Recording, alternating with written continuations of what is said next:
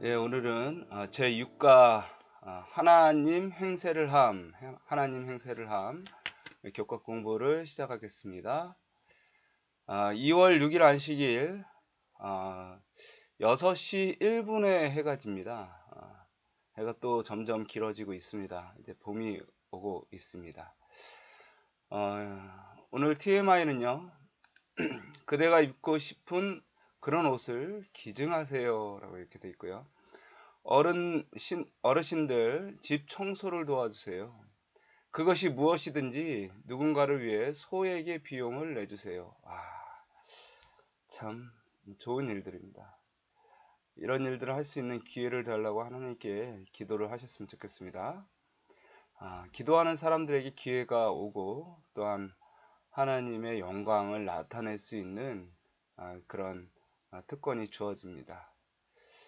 오늘 그림을 보시면 왕이 있고요. 거울이 있습니다. 거울을 보면서 무언가 자신의 어떤 뿌듯함을, 이렇게 자랑스러움을 나타내 보이는 것 같습니다. 그 거울을 보면서 자신의 자랑스러움에 취해서 있는 그런 모습입니다. 이것은 하나의 교만을 이제 상징하는 것인데요. 오늘 교과가 이제 교만에 대한 내용입니다. 이사야서 25장 9절에 보면, 이는 우리의 하나님이시라. 우리가 그를 기다렸으니 그가 우리를 구원하시리로다. 이는 여호와시라. 우리가 그를 기다렸으니 우리는 그의 구원을 기뻐하며 즐거워하리라. 아멘. 예. 하나님만이 우리의 구원이심을 이야기하고 있는 성경절인데요. 이 성경절이 왜 기억절이 되었는지 오늘 또 말씀을 통해서 살펴보겠습니다. 일단 이사야서는요, 1장부터 66장까지 되어 있는 것인데요. 1장부터 35장까지, 그리고 36장부터 40장까지, 40장부터 66장까지, 이렇게 해서 세 부분으로 되어 있습니다. 1장부터 35장까지는 하나님의 심판과 남은 자의 회복에 대한 내용이 계속해서 반복되어 있고요. 36장부터 39장까지는 히스기야 왕 때의 역사적 사건에 대해서 기록을 하고 있습니다. 그리고 40장부터 66장까지는 하나님의 구원 사역, 그리고 메시아 왕국에 대해서 이야기하고 있습니다. 그래서 특별히 메시아에 대한 예언들이 아주 많이 나와 있는 것이 바로 40장부터 66장까지의 내용입니다. 근데 저희가 오늘까지 살펴보는 내용이 바로 1장부터 35장까지 있는 내용인데요. 1장부터 35장까지 이렇게 또 네 부분으로 나눌 수가 있습니다. 1장부터 12장, 13장부터 23장, 24장부터 27장까지인데요. 우리가 지난주까지 1장부터 12장 남유다에 대한 심판에 대해서 이사야를 통해서 예언을 하면서 이 남유다가 이스라엘과 그 다음에 아람 족속에 의해서 침공을 당할 때 아스루에게 이렇게 도움을 요청함으로 하나님께 꾸지람을 받는 그런 내용들이 나옵니다. 물론 그것은 예언적 관점에서 나오기 때문에 이 유다가 그 마지막에 이 하나님께서 살아계심을 이제 예언을 통해서 살펴볼 수 있게 된 것이죠. 13장부터 23장까지 오늘 내용입니다. 이방 나라들에 대한 심판에 대해서 이야기하고 있고요. 그리고 24장부터 27장에는 최후 심판, 그리고 회복에 대한 약속이 되어 있습니다. 남유다에 대한 심판이 끝난 다음에 이방 나라들에 대한 심판에 대한 예언들이 적혀져 있습니다. 오늘 내용은 이 두 가지 내용입니다. 13장부터 23장, 24장부터 27장. 이 내용을 좀 살펴보자면 예루살렘이 여기 있고 유다가 여기 있습니다. 이스라엘 백성들, 그 다음에 다메섹, 아람, 그 다음에 아수르, 메대가 있고요. 여기 바벨론이 있습니다. 모압이 있고 에돔이 있고 애굽이 있습니다. 그래서 13장부터 23장까지 이방 나라의 심판에 대해서 이야기하고 있는데, 바벨론, 아수르, 블레셋, 모압, 다메섹, 북이스라엘, 아수르, 애굽, 에돔, 남유다, 두로, 이렇게 해서 계속되는 이방 나라들에 대한 이렇게 심판이 있는 것이죠. 아수르, 메대, 바벨론, 모압, 에돔, 애굽, 다메섹, 사마리아, 이런 이방 나라들에 대한 심판을 이야기하고 있습니다. 교과 안식소지 그 5에 나와 있는 이야기를 보시면 한 여자가 거울을 보면서 교만의 죄를 지었다라고 목사님께 고백하는 장면이 나오는데요.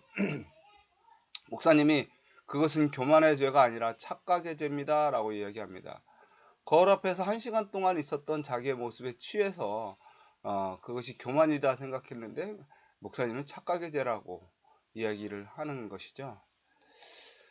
여러분, 교만하다라고 하는 것은 사실 사단이 하나님의 자리에 앉고자 했던 그 욕심을 일으켰던 마음인데요. 왜 나는 예수님과 같아질 수 없는가? 내가 이렇게 칭찬을 받고 내가 훌륭한 피조물인데 나는 왜 예수님과 같아질 수 없는가? 라고 그렇게 스스로 높여서 생각했었습니다. 아유, 죄송합니다. 그래서 결국 그 교만으로부터 모든 죄악이 생겨났다라는 것을 이야기하고 있죠. 여기 한 교만한 당나귀에 대한 이야기도 있습니다. 마부가 당나귀 뒤에 돌 붙여 신상을 이렇게 싣고 가는데 사람들이 이 당나귀를 보고 다 절을 하고 인사를 하는 것입니다. 근데 사실은 당나귀에게 절을 하는 것이 아니라 당나귀가 이렇게 싣고 있는 우상, 신상을 보고 절하는 것인데 이 당나귀는 자기를 보고 절하는 줄 착각을 하고 우쭐해졌습니다. 그래서 마부가 가라는 대로 가지 않고 엉뚱한 길로 사람들이 칭찬하는 그 길로 이제 가다가 화가 난 마부가 채찍을 딱 때리니까 깜짝 놀라서 그 우상을 떨어뜨렸습니다. 돌부처를 떨어뜨렸어요. 그러면서 나귀도 다리를 다쳐서 쓸모없는 나귀가 되면서 결국 주인으로부터 버림을 받았다는 이야기죠. 여러분, 이 세상의 모든 것이 다 하나님께로부터 받지 않은 것이 없습니다. 우리가 짊어지고 가고 있는 모든 것이 다 하나님의 것입니다. 머리털, 세포 하나, 부모님, 내 몸뚱아리, 물, 대지, 공기, 햇빛, 건강, 미래, 재정, 배우자, 모든 것이 다 하나님으로부터 온 것이고요. 잠시 빌려 쓰고 있는 것입니다. 청지기죠, 청지기. 그런데 그것이 마치 자기 것인 양 착각을 하고 그리고 스스로 높인다면 그것은 멸망의 길로 가는 일이라고 하는 것입니다. 사무엘하 2장 22장 28절에 보면 주께서 공고한 백성은 구원하시고 교만한 자를 살피사 낮추시리이다. 그래서 이 착각에서 벗어나서 우리를 구원하게 하시는 것이 하나님의 섭리이고 또한 은혜이다 라고 하는 것입니다. 깨닫기는요, 하나님의 심판이 그분의 사랑만큼이나 부인할 수 없는 공의의 속성에서 비롯된 것임을 인정해야 한다. 하나님은 사랑이시지만 또한 공의이십니다. 사실 공의라고 하는 것은 모두를 사랑한다는 것입니다. 모두를 똑같이 사랑한다는 것이 공의죠. 공적인 공적인 사랑이 바로 공의입니다. 개인적인 사랑이 있어서는 우리가 하나님의 사랑을 무한히 받을 수 있습니다. 그러나 모두 다 똑같이 행복하고 똑같이 사랑하시기 위해서 하나님께서 하시는 일을 우리가 인정하고 받아들여야 된다라고 하는 것입니다. 자신을 높이려는 사탄의 정신을 버리고 자신을 낮추는 예수님의 성품을 앙망한다. 예수님께서 어떻게 하면 모두가 행복할 수 있는 그 길을 보여주셨는데 그것은 스스로 낮추고 하나님 앞에 겸손해야 한다라는 것을 이야기하고 있습니다. 최후의 승리를 보증하시는 하나님께 의지하여 매일 승리하는 삶을 살기로 결심한다. 우리도 예수님의 길을 갈 수 있도록 그렇게 해달라고 주님 앞에 무릎을 꿇고 또한 우리의 결심을 드렸으면 좋겠습니다. 선과 악의 대쟁투 사이에서 중립지대는 없습니다. 우리가 따르고 섬기기로 선택한 것이 우리가 받을 심판의 결과를 결정할 것입니다. 하나님은 자비롭게도 그분께서 이미 승리하셨다는 사실을 우리에게 알리셨습니다. 그분은 우리를 어두운 데서 불러내어 그분의 기이한 빛 가운데로 들어가게 하셨습니다. 이것이 이번 주 결론입니다. 총 주제이죠. 총 주제. 이 대쟁투 사이에서 우리는 무엇을 선택하고 어떤 길을 가게 될 것인지에 대해서 우리는 분명히 깨달아야 할 것입니다.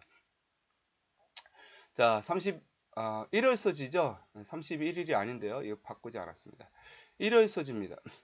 열국에 임한 심판, 이사야서 13장에 대한 이야기입니다.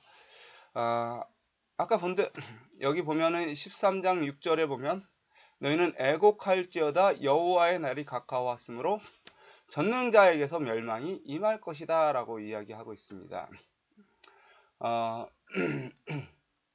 앞에서 살펴본 대로 이방 나라의 심판에 대해서 나와 있습니다. 근데 이방 나라의 심판에 대해서 기록을 하는데 제일 처음 기록된 나라가요, 바벨론입니다. 사실 이 당시에 가장 강대국이었던 나라는 아수르였죠. 가장 큰 범죄를 저지르고 있는 나라는 아수르였습니다. 바벨론 나라는 아주 자그마한 나라였습니다. 바벨론 나라도 아수르의 정복을 당한 그런 나라였습니다.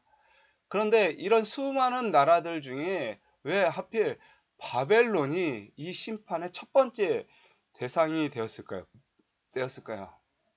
예.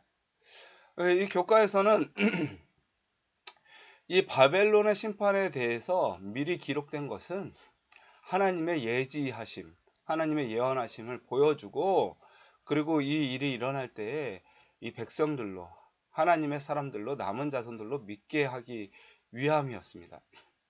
사실 바벨론은 아수르 다음에 강대국으로 부상하는 나라였습니다. 예. 이 디글랏빌레셀이 바벨론을 정복하고요. 그리고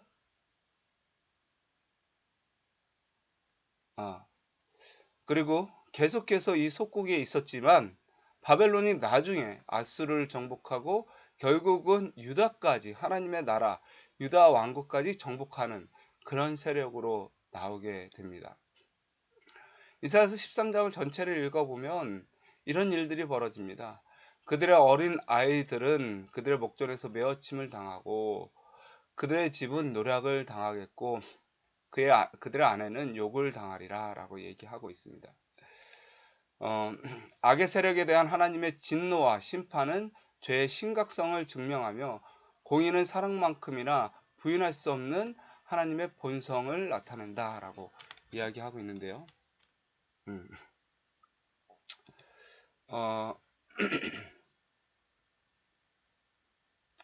예, 제가 빠뜨린 게 없나 지금 좀 살펴보고 있는데요. 예, 넘어가겠습니다.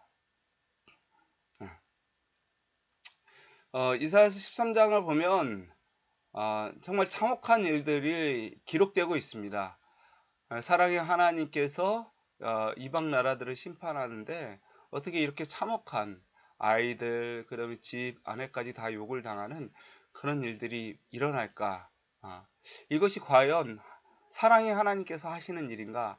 라고 이렇게 질문을 던집니다. 그러면서 답에 이렇게 이야기하고 있죠. 악의 세력에 대한 하나님의 진노와 심판은 죄의 심각성을 증명하며 공의는 사랑만큼이나 부인할 수 없는 하나님의 본성이다 라고 얘기합니다. 결국 이 죄악이 얼마나 심각한 것인지를 심판을 통해서 보여주는 것이고요. 또한 공의도 하나님의 사랑만큼 하나님의 본성이라는 것을 알려준다라고 하는 것입니다. 사실 사랑의 하나님께서 심판하시는 것은 예수님께서 십자가에 돌아가심을 통해서 분명히 우리에게 알려졌습니다. 죄가 얼마나 무서운가를 알 수 있으려면 하나님의 아들 예수님께서 십자가에 돌아가시는 그 장면을 보면서 알 수 있습니다. 사람들이 얼마나 참혹하고 또 얼마나 이 수치스럽게 하나님의 아들을 죽였는지를 보면 그들 마음속에 죄가 얼마나 참혹한 결과를 보여주는지를 알 수 있고요. 또한 죄인을 향한 하나님의 사랑이 얼마나 큰지를 이 십자가를 통해서 알 수가 있습니다. 그리고 또한 하나님께서 이 죄를 얼마나 증오하시는지를 보면 예수님의 십자가를 통해서 그것을 알 수가 있습니다. 마지막 경고의 기별인데요. 바벨론이 무너졌고 선포하는 요한계시록 14장의 기별은 전에는 순결하였으나 그 후에 타락한 종교단체들에 의해 적용될 수밖에 없다. 더욱이 요한계시록 18장에서 하나님의 백성들은 바벨론에서 나오라는 호소를 듣고 있다. 이 성경절에 의하면 하나님의 여러 백성들이 바벨론 가운데 있는 것이 분명하다라고 이렇게 이야기하고 있습니다. 그래서 바벨론이 무너지는 것은 하나님께서 예언하신 대로 이루어진 것처럼 우리가 요한계시록의 바벨론이 무너지는 것도 하나님께서 예언하신 대로 분명히 이루어질 것이라는 것이고요. 그것은 하나님의 공의와 또한 죄에 대한 죄의 결과와 하나님의 사랑을 이렇게 우리에게 분명히 나타내 주는 것입니다. 1일 월요일 소재에 보시면 31일이 일요일 맞네요. 1일 월요일 소재에 보시면 큰 성 바벨론에 대해서 나오고 있습니다. 13장 2절에서 22절. 열국의 영광이여 갈대아 사람의 사랑하는 놀이개가 된 바벨론이 뭐와 같이 됐다? 소돔과 고모라 같이 됐다. 여기 이렇게 보시면 바벨론 나라가 아수르를 점령하고요. 그 다음에 유다까지 다 점령해서 바벨론 왕국을 이루게 됩니다. 기원전 626년 나부코도노살이 스스로 바벨론 왕이 되면서 신바벨론을 왕조를 세웠는데요. 여기에 메대를 정복하고 바벨론을 정복하고 아수르를 정복하고 여기에 있는 바벨론 왕국을 다시 회복을 하게 됩니다. 그리고 586년에 유다를 멸망시키게 되죠. 그런데요, 이 바벨론이 역사의 무대에서 사라지게 됩니다. 메데 페르시아의 고레스 왕에 의해서 539년에 멸망을 당하게 됩니다.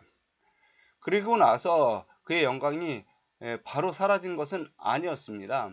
482년에 바벨론의 바벨론 사람들이 쿠데타를 일으켰는데 그것이 완전히 진압당하면서 바벨론은 힘을 잃게 됩니다. 그리고 331년에 알렉산더가 페르시아 왕국을 무너뜨리고 바벨론의 옛 도시들을 재건하려고 했었는데 그것이 실패되어 버리고요.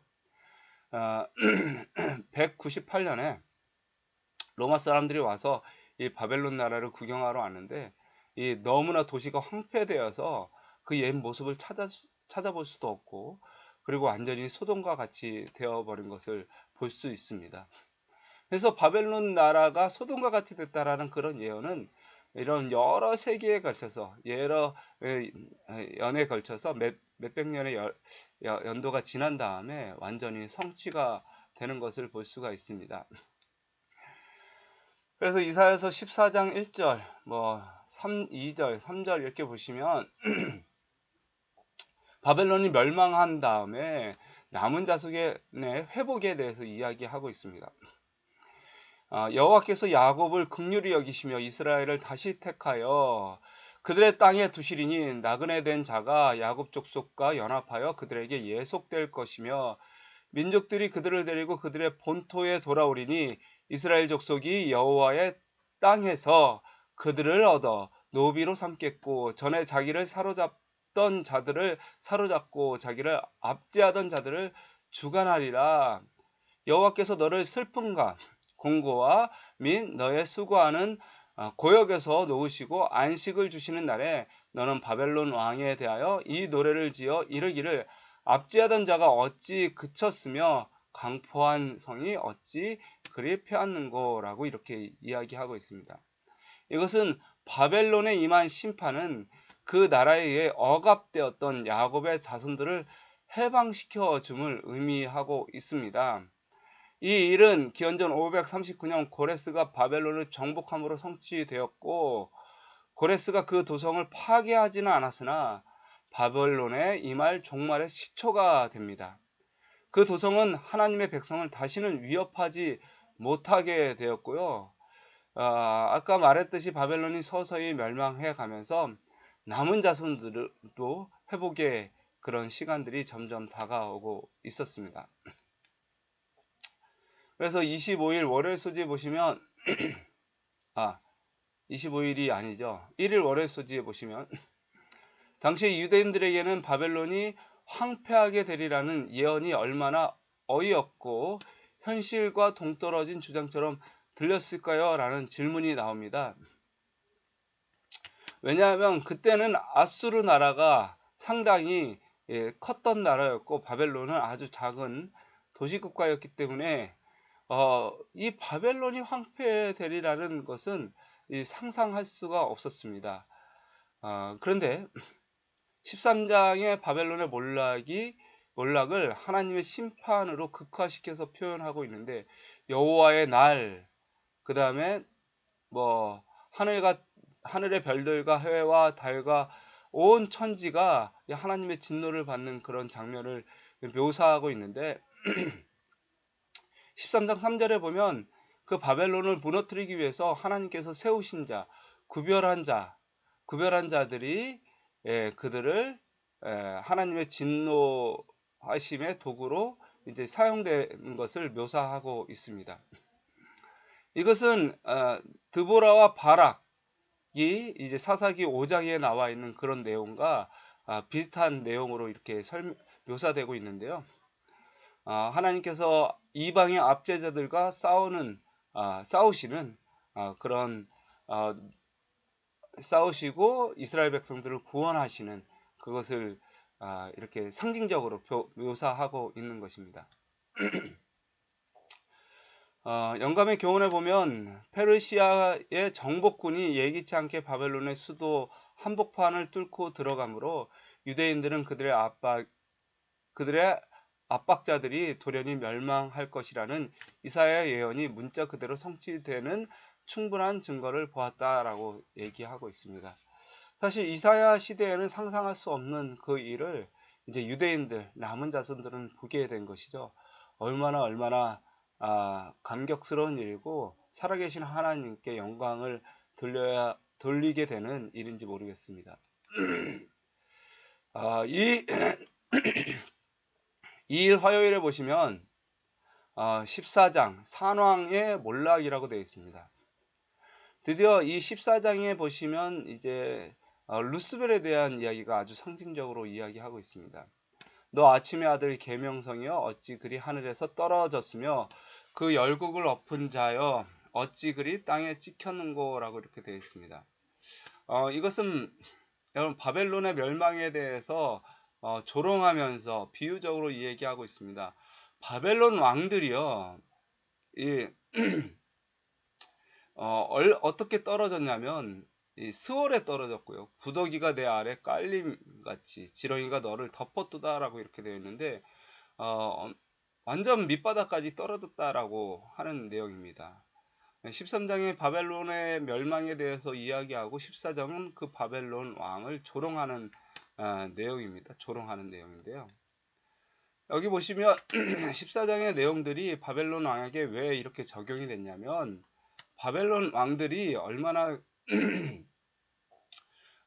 많이 교만하게 되었습니다. 왜냐하면 우리가 다니엘서에서도 봤듯이 벨사살 왕이 어떻게 됐습니까? 하나님의 성전 기물을 가지고 이렇게 잔치를 베풀 때 하나님께서 벽에다가 손이 나와가지고 쓰게 됐죠. 그래서 그가 얼마나 교만한 사람인지를 이제 보여주게 되었고요. 느부갓네살이 금신상을 짓고요. 또한 스스로 높여서 교만해서 이 왕국이 내 왕국이다라고 얘기했을 때 그가 짐승처럼 또 7년을 살게 되었었습니다. 그런 것처럼 이 마르둑을 섬기는 이 바벨론의 왕들은 그 끊임없이 하나님의 도구로 사용됨을 잊어버리고 자신을 스스로 높여서 교만한 마음을 이제 가졌었습니다. 에스겔서 28장에도 나오고요. 이사야서 14장에도 나오고, 이것은 결국 비유를 통해서 사단을 또 상징하기도 합니다.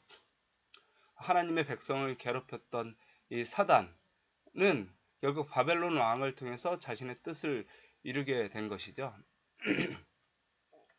사단과 예수님을 잘 비교해 보면 이사야서 14장, 그 다음에 빌립보서 2장에서 5장 8절에 보면 스스로 높아졌던, 그러나 땅 끝까지 떨어졌던 사단의 내용이고요. 또한 예수님은 정말 이 땅에 인자로 오셔서 가장 낮은 곳에서 섬기심으로 또한 하늘 높은 보좌 위에 앉으셨습니다. 우리는 어떤 길을 가야만 하는 걸까요? 바벨론의 길을 가야 되는지, 아니면 예수님의 길을 가야 되는지, 이것은 우리의 선택일 것입니다. 영감의 교훈에 보면 망하게 할 죄라고 하면서 영광을 탐내고 그리스도만이 가졌던 대권을 갈망했던 사단에 대해서 이야기하고요. 자신을 섬기려는 루시퍼의 태도가 하늘과의 조화를 파괴시켰고, 그리고 하나님의 영광을 최고로 삼아야 한다는 생각하는 자들에게 불안한 생각을 일으키게 만들었습니다. 그러면서 교과는 이제 살그머니 이제 사단에 대한 이야기를 하고 있습니다. 13장, 14장에 보면 집중적으로 이제 바벨론 나라의 왕들과 그들의 멸망과 그들의 교만을 통해서 또한 사단이 얼마나 교만했었는지에 대해서 이야기하고 있는데요. 14장 14절에 보면 지극히 높은 이와 같아지리라 라고 이야기하고 있습니다. 이것은 사단에 대한 조롱, 바벨론 왕에 대한 조롱을 뒤섞어 놓은 것입니다. 결국 이 사단의 행동은 바벨론 왕뿐만 아니라 계속해서 로마 제국과 그 다음에 사단의 대리자들을 통해서 계속해서 나타나는 특징입니다. 사단은 바벨론 왕, 두로 왕, 그 다음에 뭐 페르시아 왕, 그리스 왕, 이런 자신의 왕들을 통해서 자신의 생각과 사상을 나타내게 되었죠.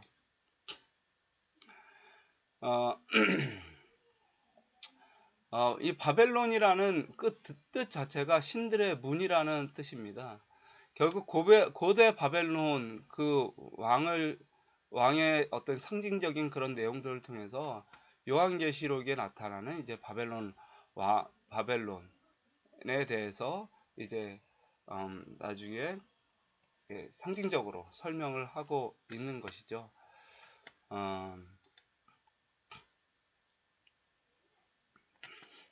여기 지구라트가 있고요. 지구라트.